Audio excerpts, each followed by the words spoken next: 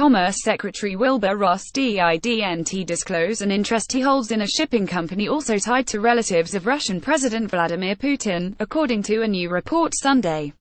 Ross holds an interest in Navigator Holdings, a shipping firm of which his former company owns a stake, according to NBC News and The New York Times.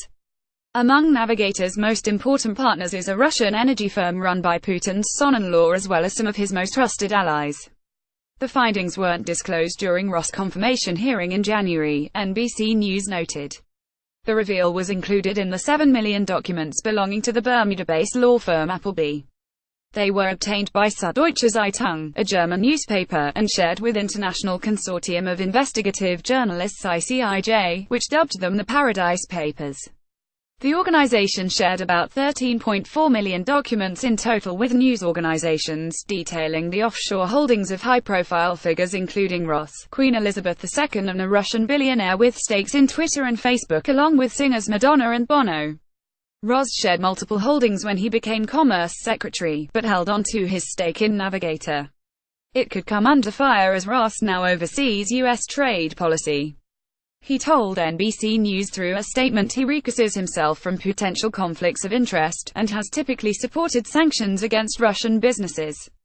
The company makes millions shipping resources from major client Sibur, The New York Times reported. Manuel Balchacen et al. Sibur's top leadership includes Gennady Timchenko, Putin's friend who's been sanctioned by the U.S., as well as the Russian strongman's son-in-law Kirill Shamalov.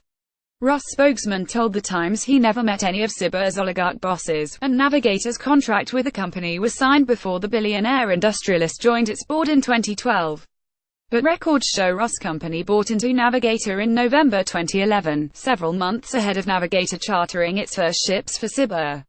Sibur was not under sanctions at the time the contract was signed and is still not subject to sanctions, spokesman James Rockers told The Times.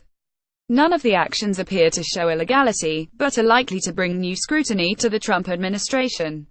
Sen. Richard Blumenthal Deacon said Ross misled me, the Senate Commerce Committee, and the American people, calling for the Commerce Department to look into the matter. Only after a thorough investigation can the American people be sure that Secretary Ross really has their best interests at heart, and that he hasn't prioritized his own personal profits or those of Vladimir Putin or his Russian business partners, he said in a statement. Stephen Pond Getty Images White House economic czar Gary Cohn, a former Goldman Sachs head, and Secretary of State Rex Tillerson, who previously held ExxonMobil, are also named in the trove of documents.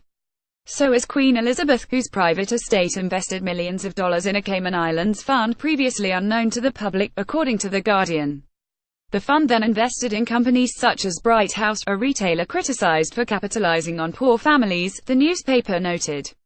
The Duchy through with the estate made the invested wasn't aware of investments in the embattled company since 2005.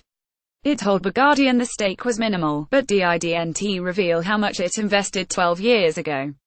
It came as the retailer bloated in value. The company has been accused of targeting the mentally ill and overcharging them.